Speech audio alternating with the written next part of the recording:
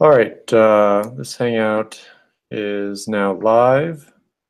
We're recording this. Looks like we've got one viewer right now. If they want to ask any questions, they can. Otherwise, hopefully more people will join in, or it's going to be a lot of me talking here. But we'll just get started. At any point, if I'm between two problems, just speak up and let me know which problem you want specifically. I guess that would go for anybody watching the person right now. So I'll say that again later. All right, so classify and describe end behavior. When I'm classifying a polynomial, I'm looking at the biggest exponent, and I'm looking at the leading coefficient. And I'm looking, leading coefficient for end behavior, and I'm counting the number of terms. So this biggest exponent of 5 means this is a quintic. Should spell that right. Quintic polynomial with 4 terms. So quintic polynomial with 4 terms. And it's got a negative leading coefficient, so we know that the second half of the end behavior is that it goes down. And this is odd. So negative and odd. If it's odd, the end behaviors don't match. This is up, down, or it rises to the left and falls to the right. Real quick, this one here with 2 terms makes it a binomial. Biggest exponent of 2 makes it quadratic. So I'll say it as quadratic binomial. And even exponent, positive leading coefficient. Positive leading coefficient means it'll finish up, and this is even, so the end behaviors have to match. This is up, up. All right, so this is going to look like that. Well, this one's going to look like that in terms of end behavior. All right, write a polynomial function of least degree with integral coefficients that has the given zeros. Let's see. If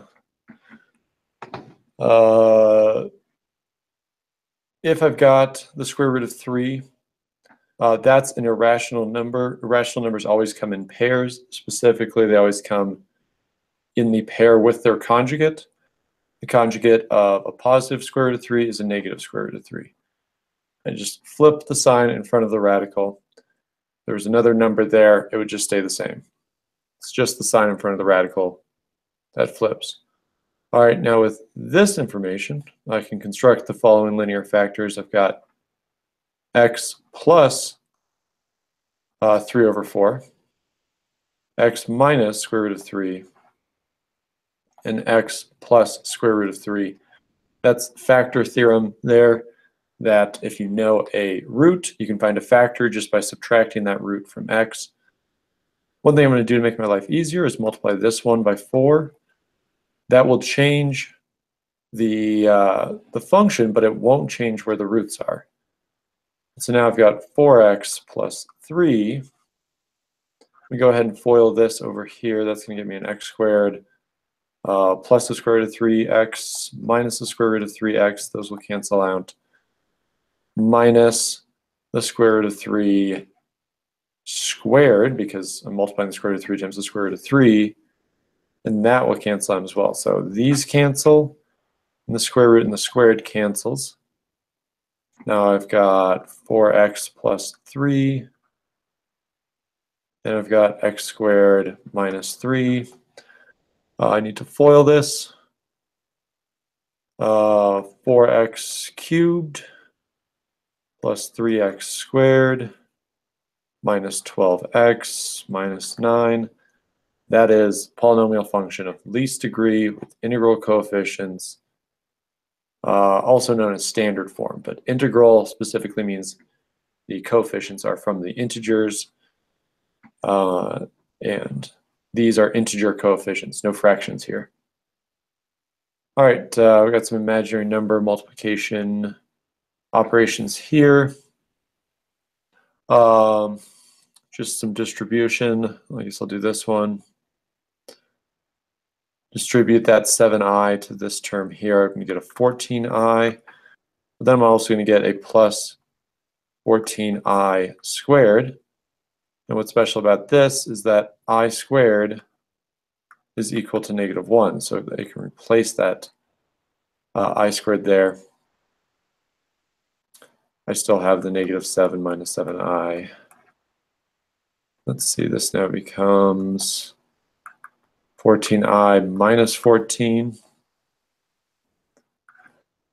That quantity times -7 minus 7i.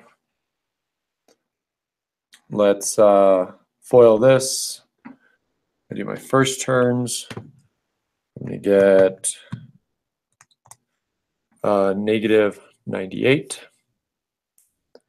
I do my outside terms. I'll get a -98i squared. Do my inside, and I'll get plus 98. If I do my last terms, I'll get a plus 98i. Last terms, yep. So I see some canceling that's going to happen. This term's going to cancel with this. I squared is going to be equal to -1, making this a positive 98 plus 98. This here is 196. Surprised that worked out as well as it did. Let me look at number 5 real quick. 196, yeah, you got it. Let's see. Okay, these are good ones, 7 and 8. To simplify fractions like these, we need to use something called the complex conjugate.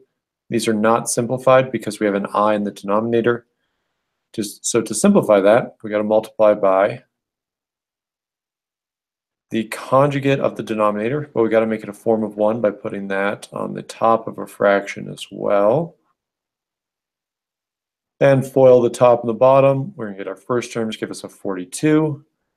Our outside terms give us a minus 21i. Our inside terms give us a plus 36i. And our last terms minus 18i squared. All over. And when I'm multiplying by the conjugate, if I'm feeling lazy, I won't even write those two middle terms since I know they're going to cancel out. And I would just multiply the first terms and the last terms, and I get minus 9i squared. That's going to become a positive 1. Both of those are going to become positive 1. So we got 42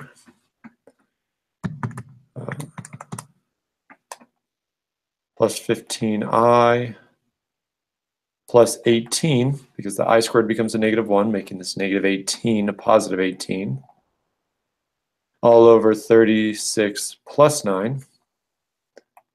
And this equals 60 plus 15i all over 45, and those are all divisible by 15.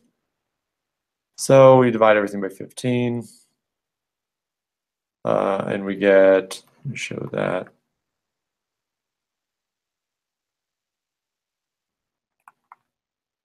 We'll get 4 plus I all over 3. And I think that's how they're going to show the answer in the answer key here. 4 plus I all over 3. Good. All right, 9 and 10 tell us to do division. We can do these with synthetic division. That's totally fine as long as we put it back into a polynomial.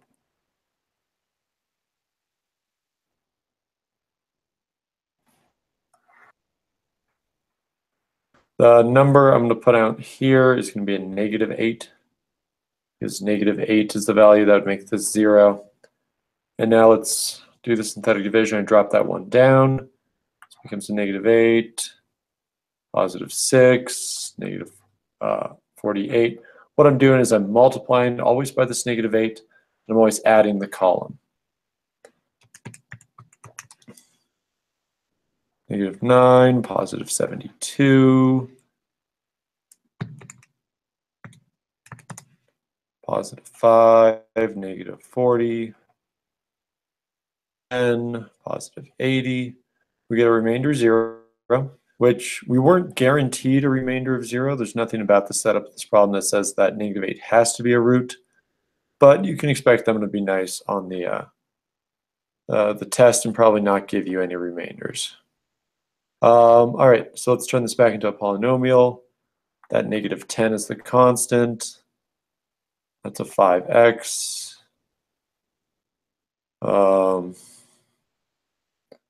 I need a -9x squared.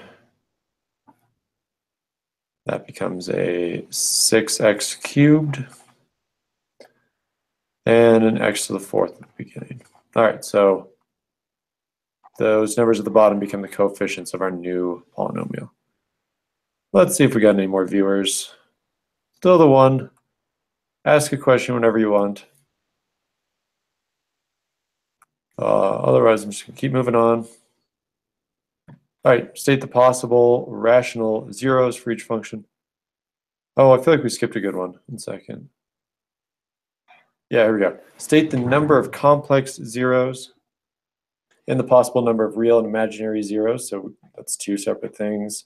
And the possible rational zeros for each function. So, complex zeros. That complex is all things real and imaginary. This is where our fundamental theorem of algebra tells us that it's always equal to just your biggest exponent. Biggest exponent's of 4. We have 4 complex zeros. That's the fundamental theorem of algebra. Now, imaginary is actually easier to get, so I'm going to go with imaginary first.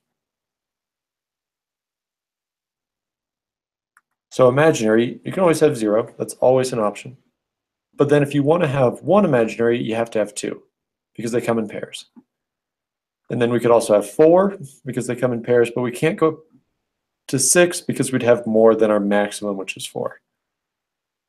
Now when I list out the real is the complement to the imaginary. We just have to ask ourselves in each one of these cases, how many roots are left to be real? Because if 0 are imaginary, then 4 must be real. If 2 are imaginary, then 2 must be real. And if 4, or wait, so if 2, then 2, if 4, then 0. Rational zeros, I think. Well, okay. I'll list them out, but we're doing it on the next problem too. Rational, let's see, it's just P over Q. In this problem here, P is going to be 1, 2, or 4. Q is just 1, so we're going to make all of the fractions possible. That's going to be 1 over 1, 2 over 1, 4 over 1, which simplified to just be 1, 2, and 4. I'm going to put a plus minus at the beginning. So those are all my possible rational zeros. Okay, number 13. Here we got another one with rational zeros. So if that last one didn't make sense, hopefully this one will. We need to find so we need to find our possible rational zeros and then evaluate all of them. P is just going to equal 1 here. It's the only factor of 1. Q is equal to 1 and 2. It's only factors of 2. I don't want to cover that up.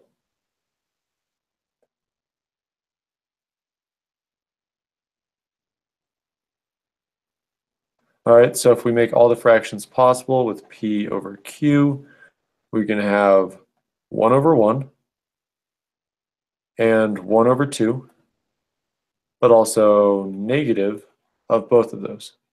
So there's 4 total options here. We need to check each of them. And I tell you here, there is a multiplicity. So if we find a root, we're going to check it again to see if it's a double root. So let's start doing our synthetic division. We got 2, -5, 4, -1. I'll check with 1. Comes 2, 2, -3, -3. 1, 1, 0. This is a root, so we'll say yes here. Let's check it again to see if 1 is a root again. 2, 2, -1, -1, 0. Yes, again. We do have 1 being a root twice. Let's check our other numbers, 1/2, -1, and -1/2. See if we can't find another root. So checking now with 1/2. It's going to become a 2, 1, -4, -2, +2, 1, 0. That was a yes as well. But since this was a degree 3 and we already found 3 yeses, we don't really need to check the rest of them. Fundamental theorem of algebra says the maximum is 3, so our answer is just 1 molt 2 and 1/2. And those are all of our rational zeros. Okay. Factor each and find all roots. One root has been given. I'll do number 14 here. Try to fit into the space. It's going to be kind of tricky. If I know one root and it's irrational, I know another root. Conjugate root theorem says its conjugate must also be a root. And if I know roots, then factor theorem states that these must be factors. I just subtract them each, distribute that negative, and what we get is these two factors here. Now, these factors on their own aren't very useful, but what I can do is combine them by foiling, and I'm going to get a quadratic factor that's going to be kind of useful. I know anything with the square root's going to cancel out. I'll still write it, but if I'm feeling lazy, I won't even write the ones with square roots because I know they're going to cancel out. Plus 3 root 39. We got plus square root of 39x minus 3 root 39. So just a long distribution. And now square root of 39 times negative square root of 39 is a negative 39. Square roots cancel out, but we keep the negative. Let's see what cancels. That cancels with that. That cancels with that. Anything with a square root always cancels when you're multiplying conjugates. Get your like terms together. We're getting x squared minus 6x. And we got a 9 minus 39 is going to be negative 30. Okay, let's do long division with our original equation and divide in this x squared minus 6x minus 30. And we'll see what we're left with. We should be left with a different quadratic on the top that we're going to factor. Okay, so we got x to the 4th minus 9x cubed minus 22x squared plus 150x plus 300. All right, I look at just my biggest terms. I need to multiply that x squared by an x squared to make an x to the 4th. Let's multiply that x squared to each of these terms. I'll get an x to the 4th minus 6x cubed minus 30x squared. Do the subtraction, and we'll get negative 9 minus a negative. It's going to be a negative 3x cubed. These parentheses are always helpful. Negative minus a negative is going to give us a positive 8x squared. Drop down another term. All right, what do I have to multiply x squared by to get a negative 3x? That value is a negative 3x, or what do I have to multiply to get a negative 3x cubed? That value is a negative 3x. Let's actually multiply it, see what we get. We get that negative 3x cubed back. We get a plus 18x squared. We get a plus 90x. Subtract this away, those cancel. 18 minus, or 8 minus 18 is going to be negative 10x squared plus 60x. Drop down that plus 300. And it looks like all we have to do is multiply by a negative 10. We get exactly this back. And when you subtract away, we get a remainder of 0. If we don't get a remainder of 0, we've done something wrong, because you should always get a remainder of 0. Now I've got x squared minus 3x minus 10. That comes from this right here. Is this factorable? Let's see, factors of negative 10 that add up to 3, I believe. Those are negative 5 and positive 2. All right, and this gives us the roots, x equals 5 and x equals negative 2. So those are our 2 roots, plus these 2 there gives us our 4 roots. All right, binomial expansion. These are always fun. I'll do a couple of these. This is what we're doing in class today. The second term of this expansion. Well, I'm just going to do the generic expansion of a plus b to the third. And then I'm going to fill in y is my a and negative 4x is my b. So a plus b to the third is going to be 1 a to the third plus 3 a squared b plus 3 ab squared plus 1 b cubed. The coefficients come from Pascal's triangle, specifically the third row, which goes 1, 3, 3, 1. All right, so let's see, we've got a equals y, negative, or b, let me write that nicer. B equals negative 4x. Let's fill those in. I've got y cubed plus 3y squared times negative 4x. Oh wait, I only need the second term. So I don't need the rest of these. I only need the second term. So second term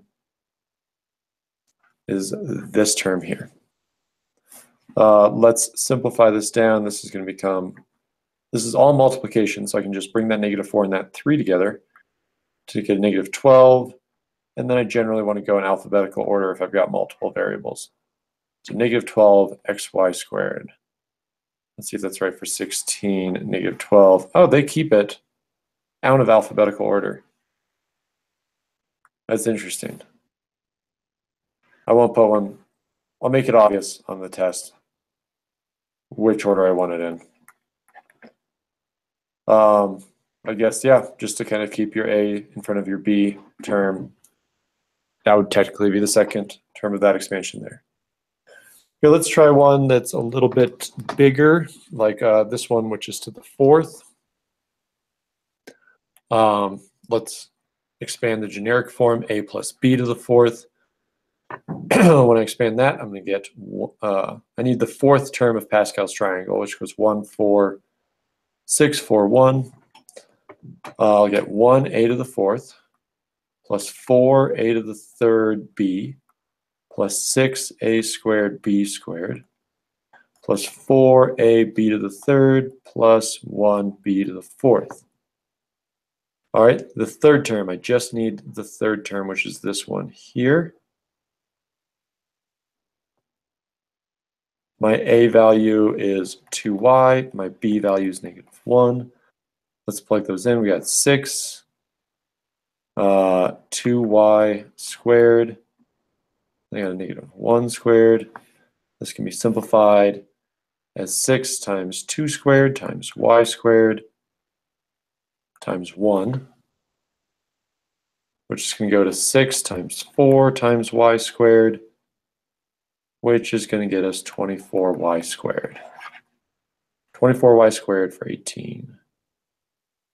24y squared. Okay.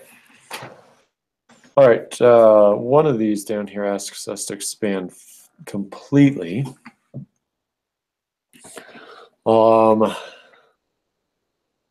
Let's see. We've got 1 to the 6th. I'll need the 6th row of Pascal's triangle. I'll do that one. That's going to be our longest one too. So 1, 6. Got to think here. Let me just recreate it.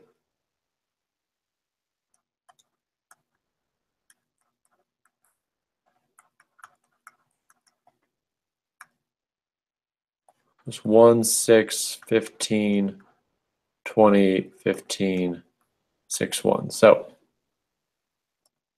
got, if I'm just going to do a plus b to the 6th, I'll get 1, a to the 6th, plus 6, a to the 5th b, plus 15, a to the 4th b squared, plus 20, a to the 3rd, b to the 3rd, plus 15, a squared b to the 4th, plus 6, a b to the 5th,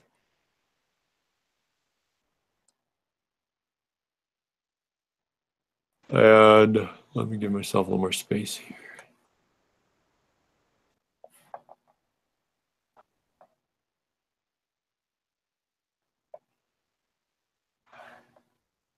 I'm surprised that didn't work. Okay.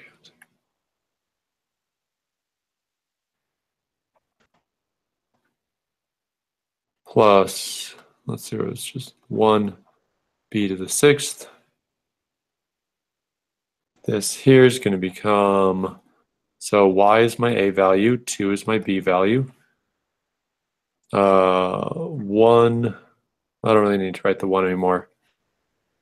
Let's see, I've got y to the 6th plus 6 y to the 5th times a 2 plus 15 y to the 4th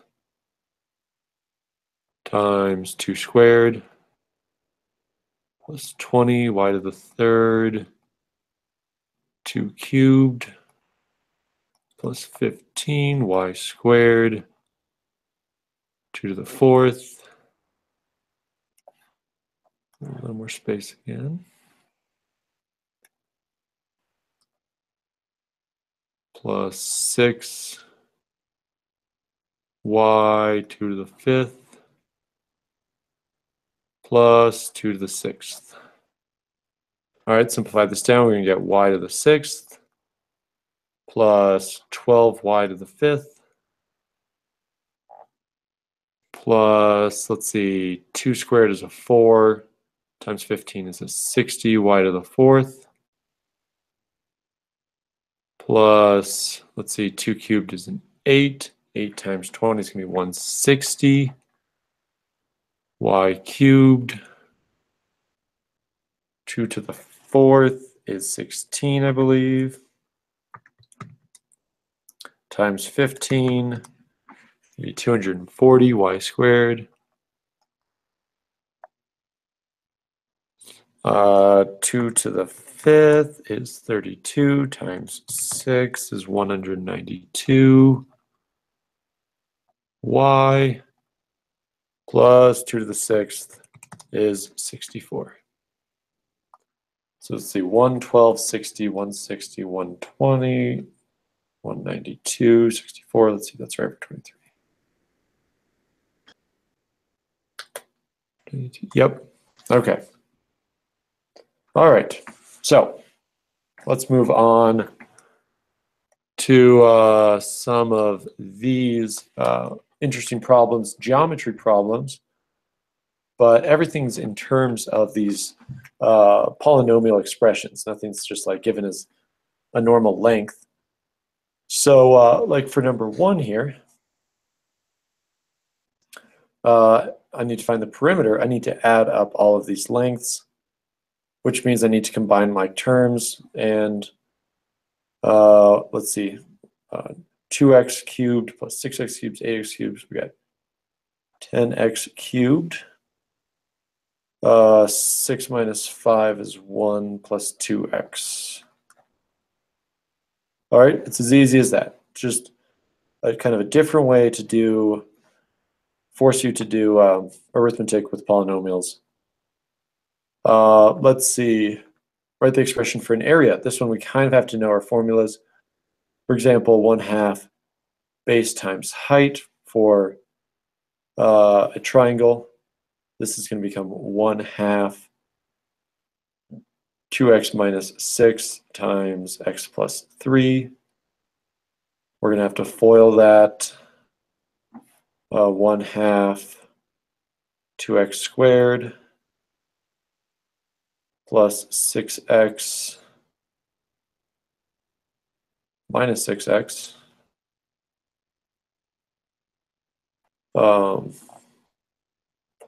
minus 18 1/2 2x squared minus 18. That's just going to become, write it over here, x squared minus 9. I mean, we could say units squared, but I think that that's fine. This one over here is going to become an x plus 3. It's x plus 3. It is a square. X squared plus 3x plus 3x plus 9. X squared plus 6x plus 9. Units squared. We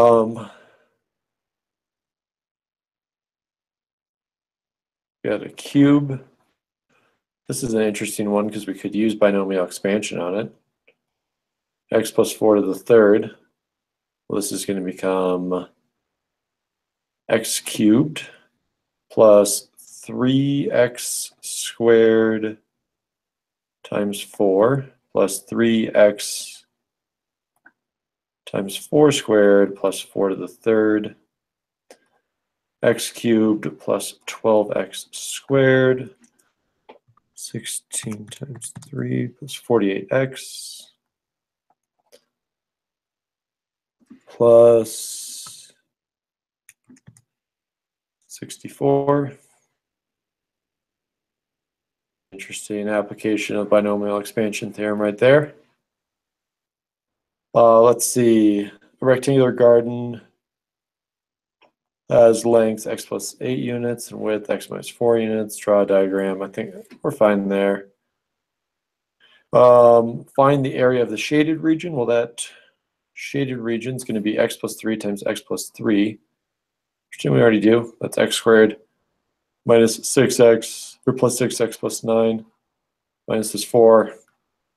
X squared plus 6x plus 5 for that one. All right, given the perimeter, find the missing side. So to get this one, we're going to have to start with that perimeter.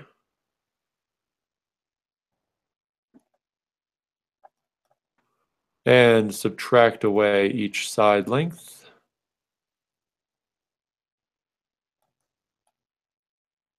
Set of parentheses.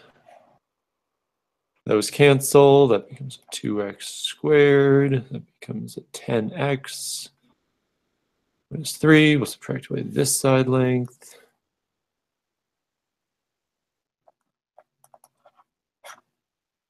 And we'll get an x squared plus 3x minus 11. That's our final answer. All right, a box is created from a sheet of cardboard 20 inches on a side by cutting a square from each corner, folding up the sides. Let x represent the length of the sides of the square removed from each corner. Find an expression for the volume of the box in terms of x. Well, that's an interesting setup, but really all we have to do is volume equals length times width times height. They've even got it labeled down here so that it isn't too tricky. We're just going to find an expression for the volumes of the box. This doesn't say it has to be in standard form, so let's just leave it in factored form. Okay, done. Square garden is surrounded by a walkway. Find the area of the walkway and the garden.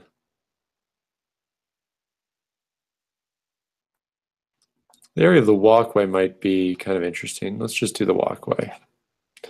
Let's see, that walkway is going to be x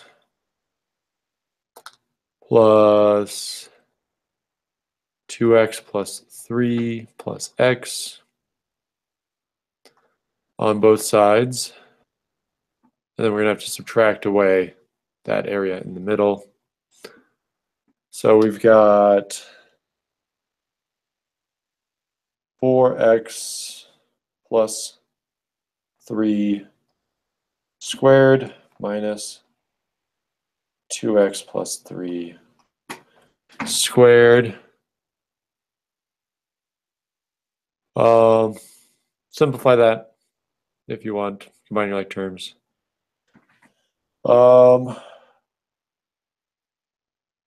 And I think you should be fine at number 12. These ones were not super challenging. They're just kind of interesting looks at word problems. Just sort of a way to force you to do arithmetic with polynomials. But I think with that, I'm done with as much as like I want to get done. If anybody wants to ask a question, now would be the time.